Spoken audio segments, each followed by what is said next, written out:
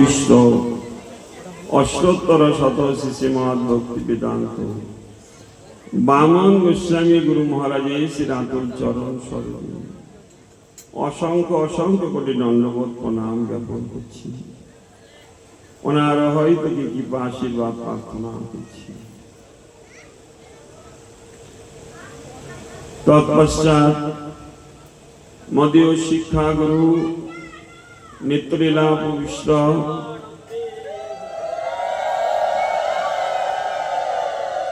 ছিল সন্ন্যাস গুরু ভক্তি বেদান্ত পর্যটক গোস্বামী মহারাজ, নিত্যলীলা ছিল নারায়ণ গোস্বামী মহারাজ, ত্রিবিক্রম গোস্বামী, অন্যান্য সকল ত্রিদণ্ডী পাঁচগণ, সকল মঠবাসী বৈষ্ণববৃন্দ, বর্তমান সমিতির আচার্য ছিল পদ্মনাথ গোস্বামী মহারাজ ও সকল মঠবাসী সাধু সন্ন্যাসী বৃন্দ, উপস্থিত সকল ভক্তবৃন্দ, স্নেহময়ী মাতৃবৃন্দ, সকলে শ্রী চরণে দণ্ডবোধ প্রণাম করি সকলের কৃপা আশীর্বাদ আমি ভিক্ষা করছি। আপনারা এই দাসাধবের প্রতি প্রসন্ন হন। যতদিন এই দেহে প্রাণ আছে ততদিন যেন হরিগুরু বৈষ্ণব ভগবানের স্মরণে রেখে তাহাদের সেবা করে এই মনুষ্য জীবন যেন আমি ধন্যাতি ধন্য করতে পারি, ইহাই সকল ভক্তবৃন্দের কাছে আমার সকাতর প্রার্থনা।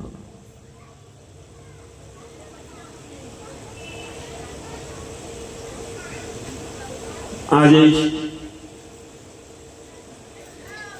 কমিটির সদস্যবৃন্দদের আমি সশ্রদ্ধা প্রণাম এবং অভিনন্দন জানাচ্ছি।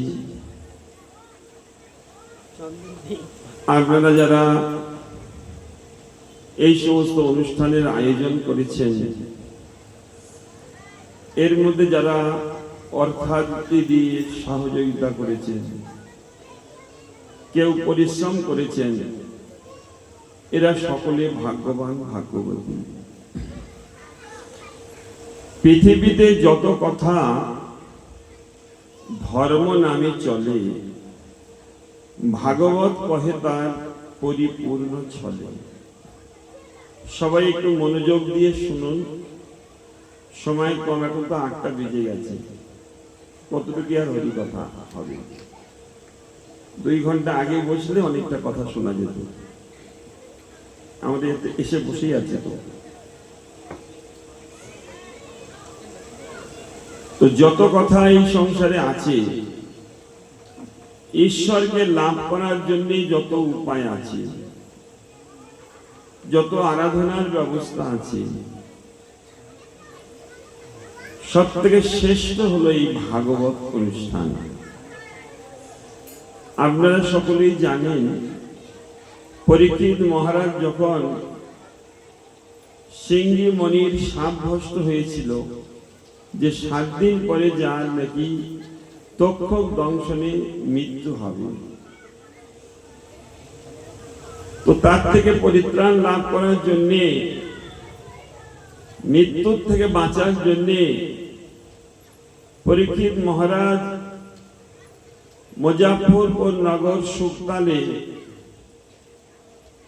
যেখানে 60,000 ঋষি মুনি তারা বিবিধ কর্ম অনুষ্ঠান করছিলেন, তাদের কাছে উপস্থিত হয়ে আর প্রার্থনা করেছিলেন, হে ঋষিবর, আমি এইরকম এক ঋষির চরণে অপরাধ করার ফলে আমাকে অভিশাপ দিয়েছেন যে 7 দিন পরে তোমার তক্ষকে মৃত্যু হবে। আপনারা এই মহাপাপ থেকে এবং এই মৃত্যুর থেকে পরিত্রাণের কোনো উপায় বলে দেন। তখন যে সমস্ত ঋষিগণ ছিলেন, কেউ বলেছেন যে হে রাজন, আপনি দান করে দেন আপনার রাজকোষে যে সমস্ত অর্থ আদি আছে। কেউ বলেছেন যে আপনি ঋষির চরণে অপরাধ করেছেন, তার গলাতে মৃত সর্প পরিয়ে দিয়েছেন, তো এতে আপনার পাপ হয়ে গেছে। তো আপনি অগ্নি প্রজ্বলিত করে তার মধ্যে প্রবেশ করুন, আপনার পাপ থেকে প্রায়শ্চিত্ত হবে।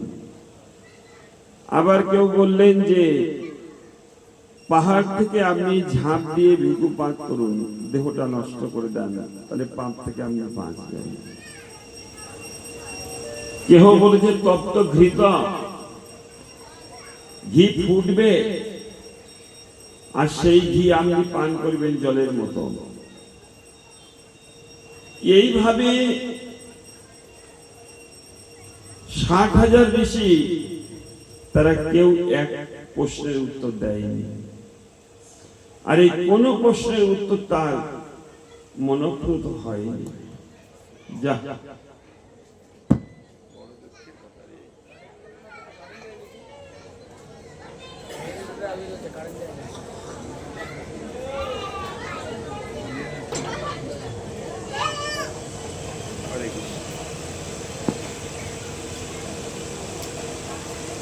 হরে কৃষ্ণ।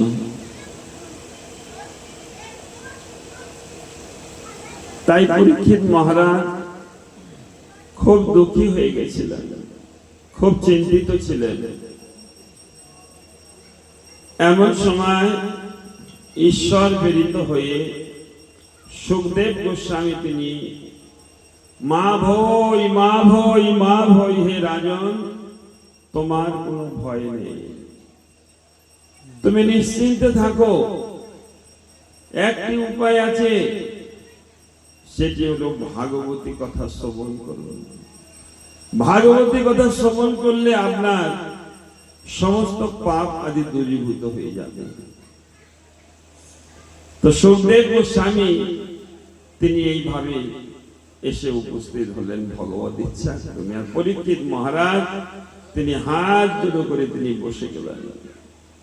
আর সাথে সাথে আরো যে 60,000 ঋষিগণ তারা যে তাদের নিজের নিজের মত স্থাপন করেছিলেন, তারাও তখন ওখানে হাত জোড়ো করে বসে গেলেন।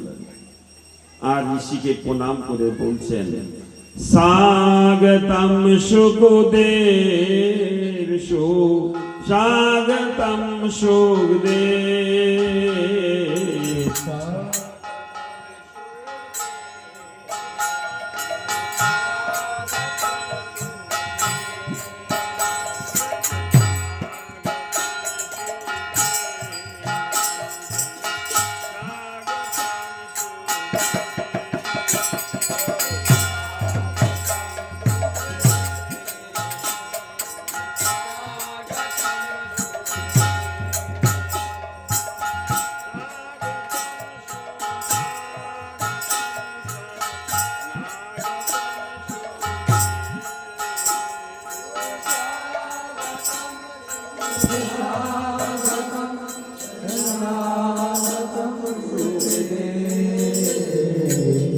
চারিদিকে কারেন্ট আছে, আপনাদের এখানে এটা হওয়ার কারণটা কি? লুজ কালেকশন হয়েছে কি সেটা দেখুন। আপনারা কোন জায়গায় লুজ কালেকশন আছে দেখুন।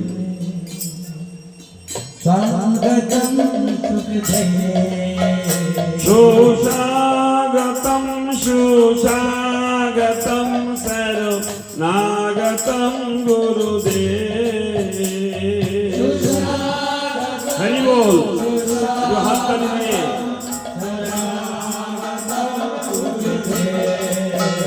সুস্বাগতম গুরুদেব সুস্বাগতম গুরুদেব স্বাগতম গুরুদেব। হরি বল হরি বল। সুস্বাগতম সুস্বাগতম শরণাগতম সুখদেব। হরি বল।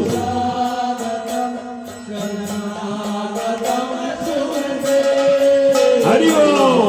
স্বাগতম সুখদেব স্বাগতম সুখদেব স্বাগতম সুখদেব।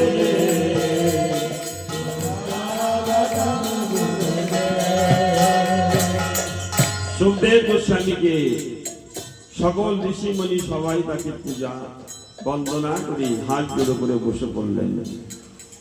পরীক্ষিত মহারাজ তিনি হাত জোড়ো করে বলছেন যে হে গুরুদেব, যার নাকি জীবনে শুধু 7টা দিন পরমায়ু আছে, তার কি করণীয়? সুখদেব গোস্বামী বললেন, আপনার কোনো কিছু করতে হবে না। আপনার ওই আগুনে প্রবেশ করে মরতে হবে না, পাহাড় থেকে ঝাঁপ দিয়েও মরতে হবে না।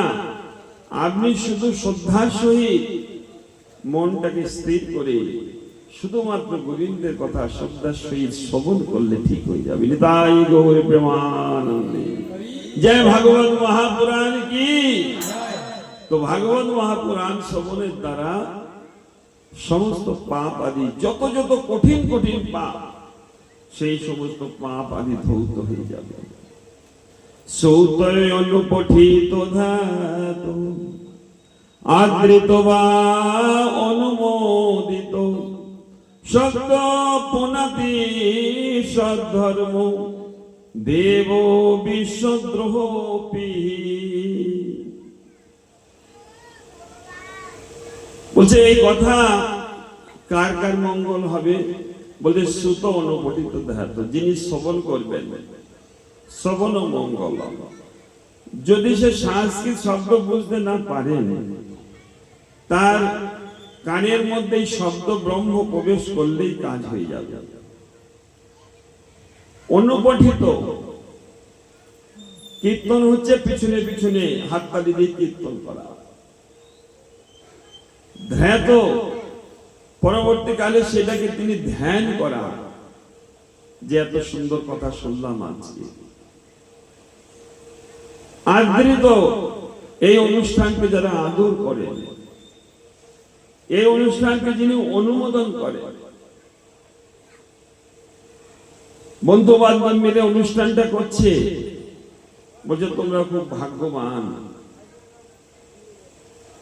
তোমরা এই সুন্দর এই ভাগবতী অনুষ্ঠান করছো। আগে আগে দেখতাম ছোট্টবেলাতে আমরা, মানুষের পয়সা যাদের আছে, বড় বড় অপেরা পার্টি যাত্রা এনে যাত্রা অনুষ্ঠান করাতেন, গাজন করাতেন,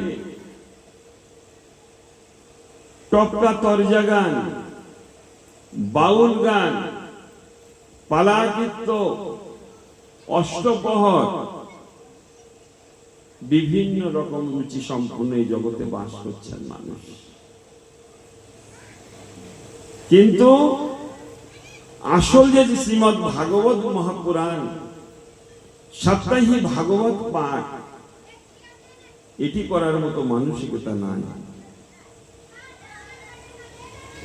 তো শাস্ত্রে বলেছে, যাহা আছে পৃথিবীতে তাহা আছে ভাগবতে। পৃথিবীতে যত কথা আছে ধর্ম নামে চলে, ভাগবত কহে তার পরিপূর্ণ চলে। তো যত রকমের আখ্যান উপাখ্যান, যত রকমের সম্প্রদায়, যত কিছু আছে, সর্বোপরি শ্রীমৎ ভাগবত মহাপুরাণ।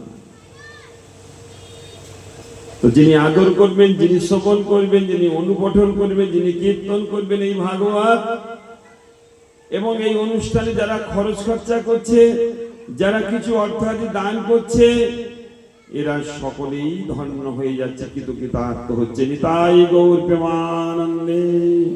সবাই বলে একবার জোর করে বলুন তো, নিতাই গৌর প্রেমানন্দে।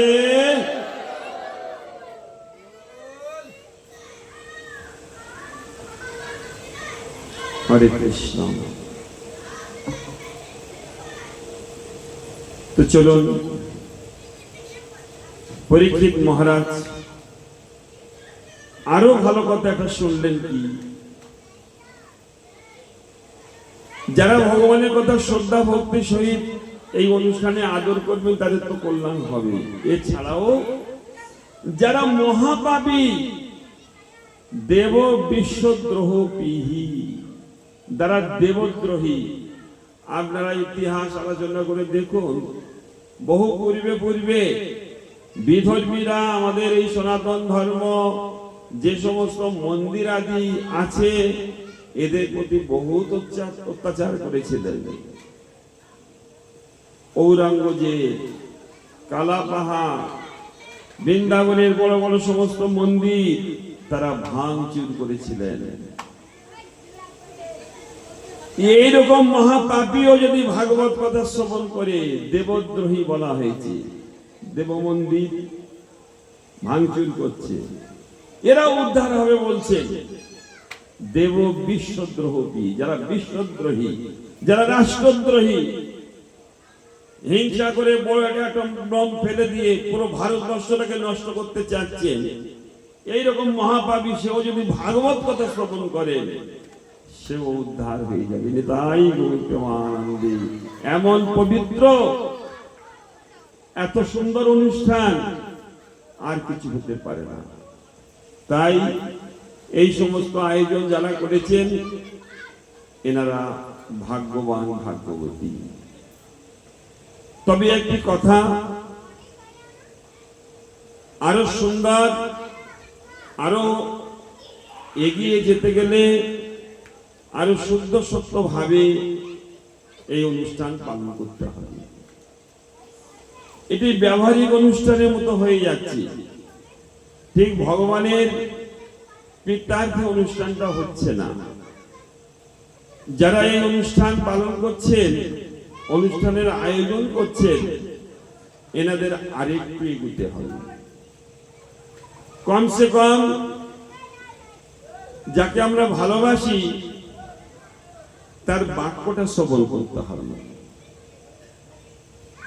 আমি পিতাকে মানি কিন্তু পিতার আদেশ পালন করি না, তাহলে কি পিতাকে মানা হয়?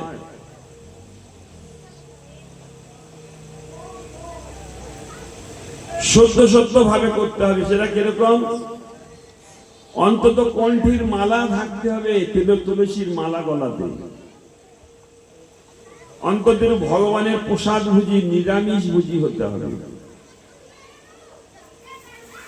এতদিন যা করেছি, বাকি জীবনটা একটু ভগবানের সেবায় লাগাই। আর কদিন থাকবো জানি না আমরা। কারোর হয়তো আমাদের 70, কারোর 80 বছর হয়ে গেছে। কোনো গ্যারান্টি নেই আপনি আর 1 বছর বাঁচবেন। তাহলে কি নিয়ে যাবেন? অন্তত ভগবান যেটা ভালোবাসেন সেটি একটু করুন। পারলে একটু তিলক ধারণ করুন, পারলে একটু কণ্ঠীর মালা, তুলসী মালা ধারণ করুন। অনেকে তো গলায় সোনার চেন দেখছি। এই সোনার চেন পরে থাকলে যম মহারাজ কিন্তু আরো বেশি তাড়াতাড়ি নিয়ে যাবে, কারণ সোনার মধ্যে কলি নিবাস করছে। আর তুলসী মালা দেখলে নিয়ে যাওয়া তো দূরের কথা, প্রণাম করবেন। যম মহারাজ এসে হয়তো আপনার নিয়ে যেতে, অনেক পাপ করে ফেলেছেন, এসে দেখছেন যে তুলসী মালা আছে গলায়,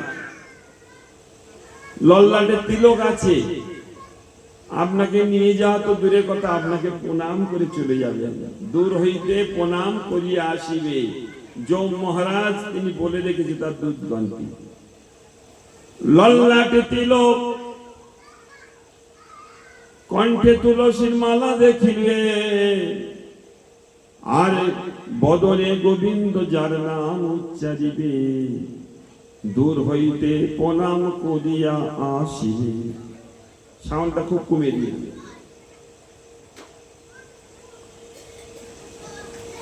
অনেকক্ষণ বলবো তো, জোরে জোরে বললে বেশিক্ষণ বলতে পারবো না, স্বাভাবিক বললে ভালো। তা দূর হইয়া প্রণাম করিয়া আসিবে। তাহলে বুঝতে পারছেন, তুলসীর মালাটা অন্তত যারা এই সদস্যরা এই অনুষ্ঠানকে ভালোবাসেন, যারা তুলসীর মালা অন্তত পরাবেন। কেননা প্রত্যেকটা একটা নিয়ম আছে। যারা নার্সের চাকরি করে তাদের একটা বেশভূষা আছে, যারা পুলিশের চাকরি করেন তাদেরও একটা বেশভূষা আছে। মিলিটারি যারা চাকরি করে তাদেরও একটা বেশভূষা আছে, প্রত্যেকের রকম ভগবত ভক্ত যারা ভগবানকে যারা ভালোবাসে তাদেরও বেশভূষা আছে। আমাদের সনাতন ধর্ম অবলম্বী মায়েরা যখন কুমারী থাকেন তখন একরকম, যখন তার বিবাহ হয় তার যে পতি আছে তার আর একটা বেশভূষা হয়, সীতায় সিঁদুর দিতে হয়, হাতে শাঁখা পরতে হয়। আর এখন সেটা একদম মুছে গেছে বললে হয়, শাড়ি পরলে ঘোমটা দিতে হয়। এখানে একটা দুটো দেখতে পাচ্ছি বিহারি মাদের, বাঙালি মারা একদম সব ভুলে গেছে, সব শিষ্টাচার। রাগ করছে নাকি বললে কথাটা? এইটাই আমাদের শিষ্টাচার, আগে ছিল গেল। তো এইগুলো আমাদের নিজেদের দোষে আমরা হারিয়ে ফেলছি, এগুলো আমাদের রক্ষা করতে হবে, এগুলো আমাদের রক্ষা করতে হবে। আপনারা শুনেছেন কি আমি জানি না, আগেকার শাশুড়ি মা বৌমাদের বলতেন, বৌমা বাইরে বেডে ঘোমটা দিয়ে বেরোবে। এটা শুনেছেন কোনোদিন? আমি খারাপ কথা বলছি মা? জোরে বলুন, এটা ঠিক আছে?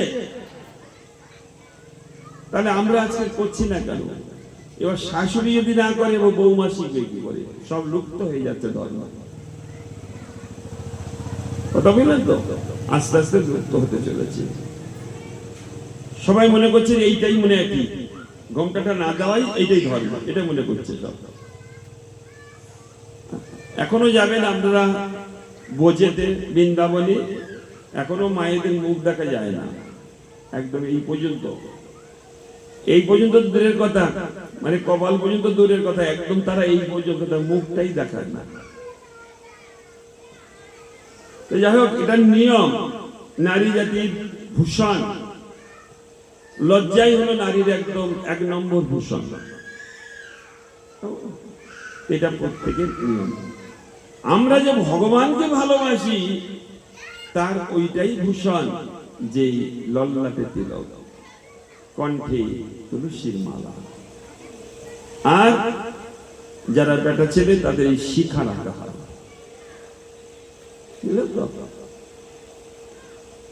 তিলকের কথা একটু টাচ করে দিচ্ছি। একটা মহাপাপী মারা গেছে, তো যম মহারাজ তাকে বিচার করে তাকে সাজা দিয়েছে। মানে এরকম পাপী জানেন, সে কত খুন করেছে তার কোনো ঠিক নাই, কত মানুষকে হত্যা করেছে তার কোনো ঠিক নাই। তো কলাতে তেল ফুটছে, ওই ফুটন্ত কলায় তাকে ফেলে দেওয়া হয়েছে। আপনারা অনেকে জানবেন, কিছু কিছু কই মাছ কাটা পরেও বেঁচে থাকে, যখন রান্নার তেলে দিচ্ছে তখনও সে বেঁচে আছে, ওখানেও ছটফট করছে সে। কিন্তু এই তেলের মধ্যে সেই পাপীটাকে ফেলে দেওয়া হয়েছে, তার কিছু হয় না। তখন সকলে অবাক হয়ে গেলেন, এমনকি ব্রহ্মা আদি দেবতাগণ সবাই সেখানে উপস্থিত হলেন। কারণটা কি? মহাপাপী, অথচ তেল, ফুটন্ত তেলে তাকে ফেলে দেওয়া হলো, ফুটন্ত তেল ঠান্ডা হয়ে গেল। ওখানে কৃষ্ণ দ্বৈপায়ন বেদব্যাস এসে গেছে। সকলে চিন্তা করেছিল মহাপাপী, তার তো সাজা দিতে হবে। সাজা দিতে গিয়ে দেখা যাচ্ছে তেল ঠান্ডা হয়ে গেল, এর কারণটা কি? তার কিছু হলো না। তখন দেখা গেল দ্বৈপায়ন বেদব্যাস তিনি ধ্যানস্থ হয়ে দেখলেন যে মহাপাপীটাকে যেখানে মারা হয়েছিল সেই মৃত্যুর স্থানটা কিরকম, কিভাবে মরেছে। তো দেখা গেল একজন, আগেকার দিনে মানুষ হেঁটে হেঁটে তীর্থ করতেন, তো একজন তীর্থ করতে গেছিলেন, বৃন্দাবন থেকে ফিরছে, তো এই তিলক মাটি তার ব্যাগে করে কিনে নিয়েছিলেন। মহাপ্রসাদ ছিল ভগবানের। যারা বৃন্দাবন যায়, যারা পুরী যায়, যারা নবদ্বীপে যায়, আসার সময় একটু প্রসাদ নিয়ে আসে না বাড়ির জন্য। আমিও এনেছি আপনাদের জন্য এটা প্রসাদ।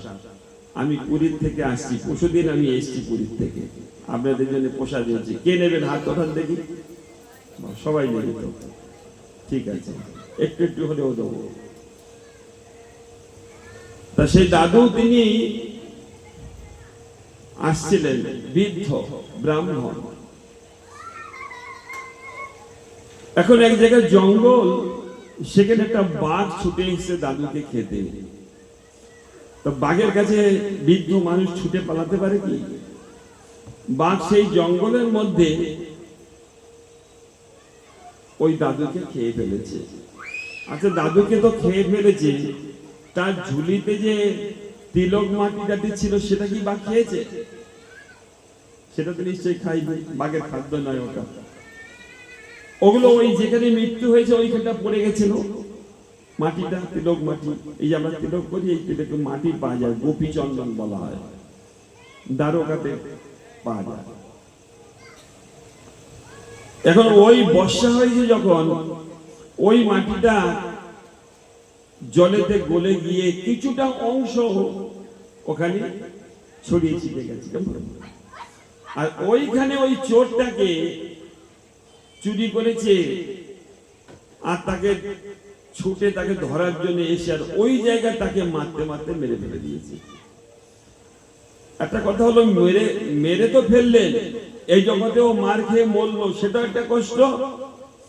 কিন্তু আরো যে সারা জীবন কাউকে খুন করেছে, চুরি করেছে, নানান রকম, ওইটা সমাপ্ত নয়, ওটা ওই জগতে গিয়ে আবার সাজা পাবে। একটা কথা বল নাই, একাল ওকাল দুকাল খুইলি খাইলি আপন মাতা। যারা অন্যায় করে তাদের একালেও গন্ডগোল, ওকালেও গন্ডগোল। তা ওই চোরের মৃত্যু হয় যে জায়গাটা ওই গোপীচন্দন পড়েছিল মাটিতে, আর সেই গোপীচন্দন একটু ওখানের মাটি তাকে মারতে মারতে সে ছটফট ছটফট করে মরেছে। তো ওই গায়ে ধুলো টুলো মাটিটাকে লেগে গেছে। ওই মাটির মধ্যে ছিল এই তিলক মাটি একটু স্পর্শ হয়ে, সেই তিলক মাটির জন্য তার যে যত যত পাপ, সব পাপ তার দূরীভূত হয়ে গেছে। নিতাই গৌর প্রেমানন্দে। যার জন্য তার তেলের কড়াই ফেলে দিলেও সেই তেল ঠান্ডা হয়ে গেছিল। এই কথাটা কৃষ্ণ দ্বৈপায়ন বেদব্যাস, যিনি ভাগবত রচনা করেছিলেন, তিনি তখন যম মহারাজকে এবং সকলকে বললেন যে মৃত্যুর সময় যদি তিলক স্পর্শ হয়ে যায় কারো, তাহলে আর তার কোনদিন পাপ থাকবে না। আপনারাও যদি কেউ আত্মীয় স্বজন মৃত্যুর সময় উপস্থিত হন, এরকম বুঝতে পারেন, তাকে একটু সাহায্য করবেন। বাড়িতে কোনো জায়গায় তীর্থে গেলে রাধাকুণ্ডের জল, যমুনার জল, গঙ্গার জল, তীর্থের জল একটু বাড়িতে রেখে দেবেন। কেমন? ঠাকুর ঘরে থাকবে। এরকম একটা সময় যখন মানুষ দেহ ত্যাগ করে, তার মুখে একটু সেই জল দেওয়া, মাথায় একটু জল দেওয়া, তীর্থের জল, কেমন? এতে মঙ্গল হবে, সব থেকে বড় তার কল্যাণ করা হবে। আর আপনি যদি কারোর করে থাকেন, তো ঈশ্বর কর্তৃক আপনারও কেউ না কেউ আপনাকে তখন দেবেন। তা চলুন আমরা একটু এগিয়ে যাই। ওই জন্য চেষ্টা করবেন, যারা এইসব অনুষ্ঠান করছেন, ভগবানকে ভালোবাসছেন, আপনারা আরো একটু এগুতে হবে। অন্তত নিরামিষ খাওয়ার চেষ্টা করবেন, ঠাকুরকে ভোগ লাগিয়ে প্রসাদ পাওয়ার চেষ্টা করবেন, আর এই তিলক এবং মালা ধারণ করবেন। কজন করতে পারবেন হাত ওঠান দেখি? করবেন ধারণ? তিলক ধারণ করবেন? আপনারা তো করেন। যারা কেউ কোনোদিন করেন না, তারা আমার কথাটা শুনে শুরু করবেন। এইরকম কোন ভাগ্যবান ব্যক্তি আছে, তারাই শুধু হাত তুলুন, হ্যাঁ করবো আমি। কেউ নাই, কেউ নাই। হাজার হাজার লোক ভাগবত শুনতে আসতে পারে, কিন্তু ভাগবতকে ভালোবাসে কজন? ভাগবত যেটা বলছে, সেই ভাগবতে কি উপদেশ দিয়েছেন আমাদের কল্যাণের জন্য, সেইটি কজন পালন করতে পারে?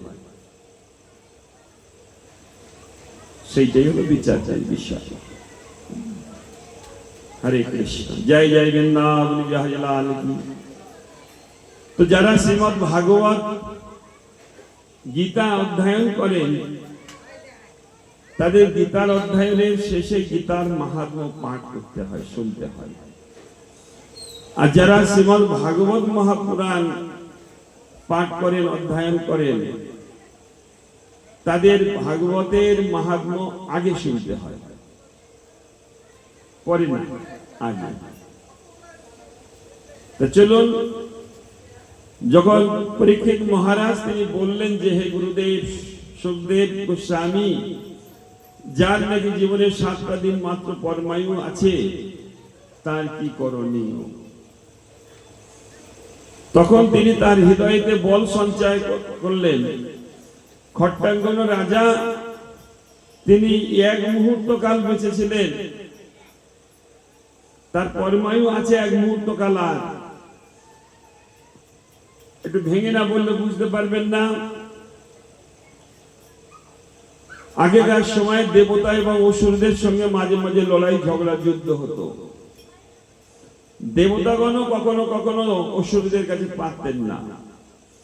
আমাদের দেশের রাজা তখনকার সময় এইরকম তাদের তপবল ছিল, শক্তি ছিল, যা নাকি দেবতাদের অপেক্ষা তাদের মহিমা আরো বেশি।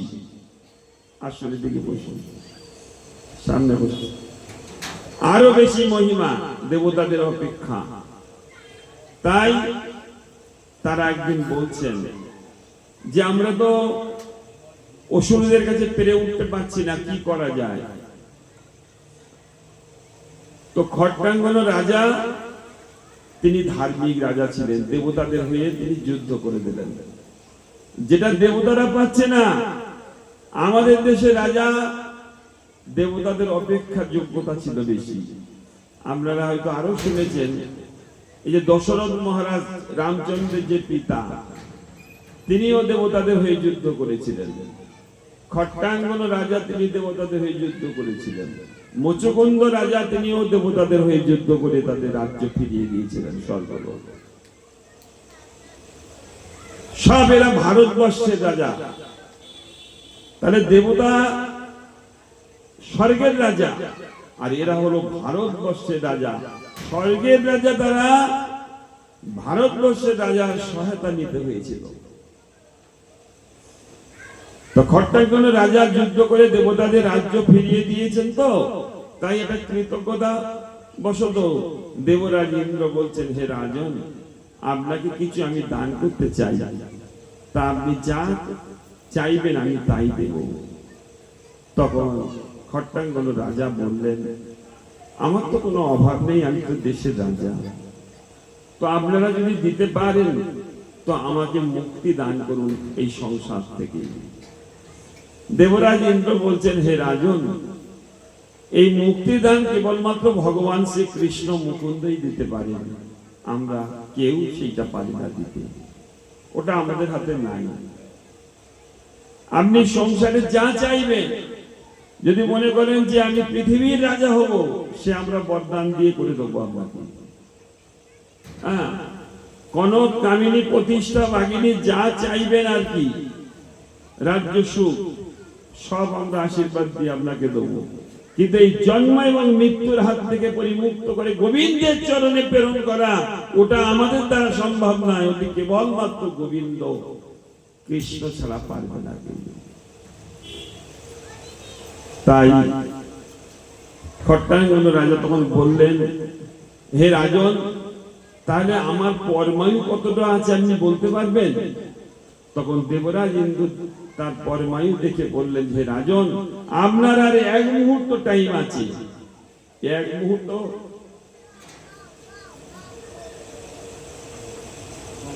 মাত্র 11 সেকেন্ড, 11 সেকেন্ড টাইম মাত্র তার আছে পরমায়ু। 1 মিনিটও নয়। তো এর মধ্যে আমি কি করবো তাহলে? তখন এমন কোন যানবাহন আছে যে স্বর্গের থেকে চলে আসবে ওই টাইমের মধ্যে? নেই। আর স্বর্গে মৃত্যু হলে উদ্ধার হবে না। ভারতবর্ষ এমন পবিত্র স্থান, আমরা যারা ভারতে জন্মগ্রহণ করেছি আমরা মহাভাগ্যবান। কিন্তু যে সেভাবে জীবনযাপন করলে হবে না। কৃষ্ণের অষ্টোত্তর শতনাম কে এখানে পড়ে? হাত উঠান দেখি, কজন পড়ে? আমরা সকলে পড়েন দেখি। আচ্ছা, কৃষ্ণ ভজিবার করে সংসারে আইনু, তারপরে লাইনটা মিছে মায়া বদ্ধ হয়ে বৃক্ষ সম হইল। এটা আমার মুখস্থ হচ্ছে না, আপনাদের সব মুখস্থ দেখছি। আচ্ছা, যদি কৃষ্ণ ভজন করার জন্য সংসারে আইল, বয়স তো শেষের থেকে চলে যাচ্ছে, কখন চলে যেতে হবে তার ঠিক নেই, এখনো শুরু করছি না কেন তাহলে? হ্যাঁ, যদি কৃষ্ণ ভজন করার জন্য আমি এসে থাকি সংসারে, এটা আমি জানি, শাস্ত্রে বলছে, কিন্তু এখনো শুরু করছি না, তাহলে কবে করব?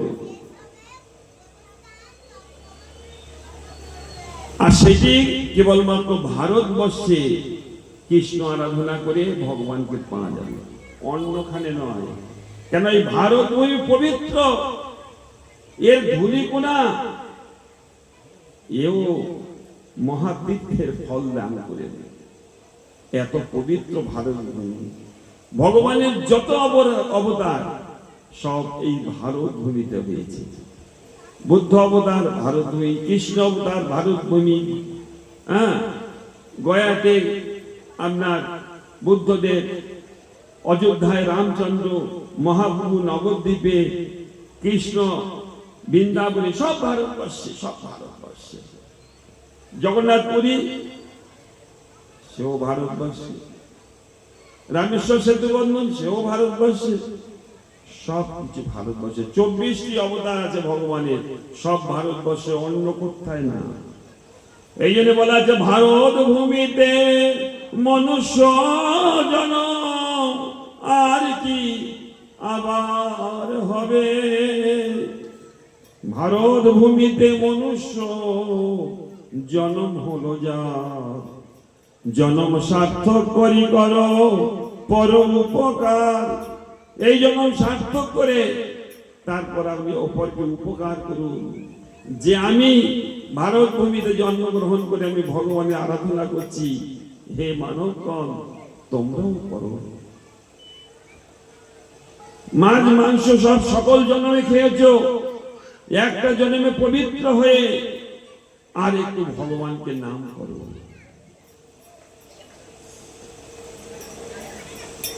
এখন কেউ প্রশ্ন করতে পারে, ভগবানের নাম করতে গেলে নিরামিষ কেন খেতে হবে, মাছ মাংস খাওয়া কেন যাবে না? যদি এইটাই মনে করা হয়, এই দেখুন আমাদের নামটা উচ্চারণ কোথা থেকে হবে? জিহ্বা থেকে, না তাই তো? কলিকালে নাম রূপে কৃষ্ণ অবতার, নামটা কে? কৃষ্ণই নাম। সেই কৃষ্ণ হলো সর্বশুদ্ধ পবিত্র। নমো তৎসৎ পরমপদ সদা পশ্যন্তি সুদয়া। দেবতাগণ যার সদা সর্বদা আরাধনা করে থাকে, সেই যে ভগবান পরমেশ্বর, তার আমরা নাম করব। যে মুখে নাম করবো সেই মুখটাকে শুদ্ধ পবিত্র করতে হবে। ওই মাছ মাংস দুর্গন্ধ যুক্ত খাবার খেলে ভগবান সেই জিহ্বাতে উচ্চারণ হবে না। আমরা অস্পর করি আর 24 প্রহর করি আর যাই করি না কেন, যে কীর্তন করছেন সে নিরামিষ বুঝি, ভগবানের প্রসাদ বুঝি কিনা দেখতে হবে আগে। যদি সে প্রসাদ বুঝি না হয়, কোটি কল্প করে যদি ওই নাম সংকীর্তন, তথাপি না মেলে বোঝে বোজেন্দ্র নন্দন। একদিন দুদিন নয়, কোটি কাল ধরে যদি ওরকম হরিনাম করে, তথাপি না মেলে বোঝে ব্রজেন্দ্র নন্দ। ভগবানকে পাওয়া যাবে না, প্রত্যেকটির নিয়ম আছে, সেই নিয়ম অনুসারে কাজ করতে হবে। বিনা নিয়মেতে আপনি পাবেন না ঈশ্বরকে। এই সংসারে যদি কেউ ভালো একটা ডিগ্রি নিতে চায়, তার কমসে কম 20-25 বছর ধরে প্রচুর পরিমাণে পরিশ্রম করে তবে একটা ডিগ্রি লাভ করে। কি ভালো একটা কোনো ডিগ্রি, AA বা বিকম ইত্যাদি ইত্যাদি, যে বড় বড় ডিগ্রি যেগুলো আছে, যদি লাভ করতে চায়, হ্যাঁ, পাশের বাড়ি উৎসব হচ্ছে, সে যেতে পারছে না, আমার পরীক্ষা আছে, আমার পড়তে হবে, তাহলে ওটা তো তপস্যা, সে পরিশ্রম করছে। আপনি ঈশ্বরকে লাভ করবেন যাকে, আপনারও কিছু ত্যাগ স্বীকার করতে হবে। বিনা ত্যাগে ঈশ্বরকে কেউ প্রাপ্ত হতে পারে না। ভগবানকে যদি ভালোবাসেন, তো ভগবান যেটা বলেছেন যে আমার প্রসাদ ভোজি হও, আর ভগবান যেটা ভালোবাসেন তাকে সেইটা ভোগ দিতে হবে, আর সেই প্রসাদ আমার করতে হবে। এই জন্যে কতগুলো জিনিস আমিষ এবং নিরামিষ বলে সংসারে আছে। যারা ভগবানকে ভালোবাসবেন তারা নিরামিষ ভোজি হবে, যারা সংসারকে ভালোবাসবেন তারা আমিষ হবে। তারা আমিষে কি করবে আর সেগুলো আমি বলছি না, টাইম নেই, মাত্র তো 3 দিন অনুষ্ঠান। তো চলুন ভাগবতের মধ্যে প্রবেশ করি। যদি এর মধ্যে কোনো ভাগ্যবান ভাগ্যবতী, আমি যেসব কথাগুলো বলে যাচ্ছি বা বলবো, এর মধ্যে যদি একটা ব্যক্তি যদি পালন করেন, আমাকে বলেন যে হ্যাঁ মহারাজ আপনার এই কথাটা আমি পালন করবো, সেই মাত্র এই অনুষ্ঠানের মধ্যে সেই একাই উদ্ধার হবে। কোটি লোক থাকলে কি হবে, সবাই উদ্ধার হবে না একই অনুষ্ঠানে। ওর কথা বলছি, এই ভাগবত মহাত্ম্যের মধ্যে আছে। আদমদেব ছিলেন একজন ব্রাহ্মণ, তার অনেক ধন সম্পত্তি ছিল, কিন্তু তার ছিল না খাবার লোক। জগতের লোক তখন তাকে দেখলে আট পুরো বলে, নির্বংশ বলে, ইস সকালবেলা এটাকে মুখ দেখলাম। হ্যাঁ, যাদের সন্তান নাই তাদের দেখলে অনেকে নাক ছিটকায়। তো আদমদেব খুব দুঃখী ছিলেন সন্তান না হওয়ার জন্য। একদিন এমন মনের দুঃখ হয়েছে, মানুষ তাকে দেখলে ঘৃণা করতেন। তাই আদমদেব তিনি ভাবছেন যে আমি দেহ ত্যাগ করবো, কিন্তু কি করে দেহ ত্যাগ করি? যদি গলায় দড়ি দিই, বাপরে বাপ কি লাগবে, যদি আগুনের মধ্যে প্রবেশ করি মরে যাব। হ্যাঁ, ধূপের কাঠি একটু লাগলে কিরকম লাগে, আর সারা গায়ে আগুন লাগলে কি যন্ত্রণা। আর যদি বিষ খাই, সর্বনাশ, সারা লাঞ্চ সব জ্বলে ছাই হয়ে যাবে। সবটা চিন্তা কর, কোন মৃত্যু সহজ নয়। তো একমাত্র ভগবত ইচ্ছা করবে যা মৃত্যু হবে, কারো স্ট্রোক হয়ে গেল, বাবা শেষ। আর জোর করে মৃত্যু, এই যে সামনে লাইন আছে, রেল লাইন, গিয়ে মুন্ডুটা দেন, কেটে চলে গেল, হয়ে গেল শেষ। কিন্তু যখন যে কাটবে, যদি ওটা চিন্তা করা যায়, সে আর কাটতে পারবে। একজন ভগবত ইচ্ছা ক্রমে একজন সাধু যাচ্ছিলেন রাস্তায়, দেখছেন যে মানুষটা খুব দুঃখী বসে আছে।